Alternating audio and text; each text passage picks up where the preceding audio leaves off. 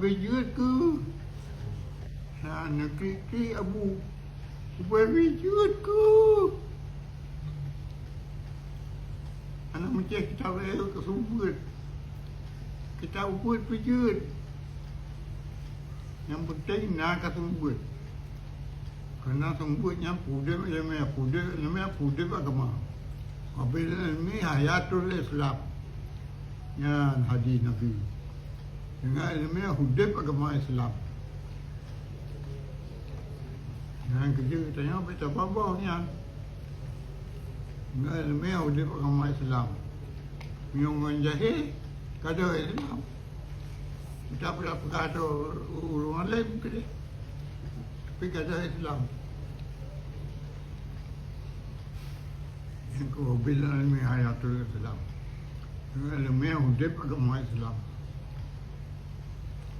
Yang kaya bertua aku, dengan ilmu hudib agama Islam, menyokong dengan ilmu hudib agama Islam.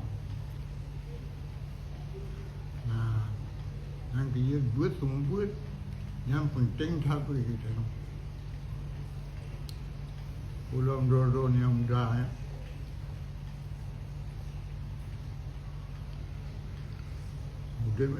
Hudib agama.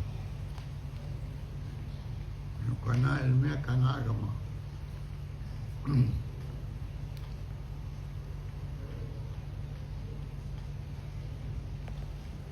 Yang Nabi pegang. Yang saya pegang tu kan, Nabi pegangnya. Kau orang lain pegang. Bila ilmiah hayatul Islam. Ilmiah hudib agama Islam. Yang menjahit, kada hilang. Kita berkah dulu, mana yang boleh?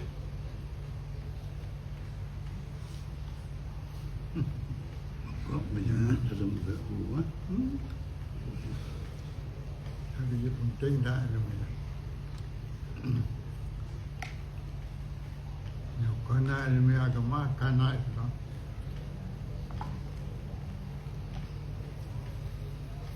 Ilmu tauhid Pak segala ilmu. Ilmu fiqh tabung. Tabung Pak.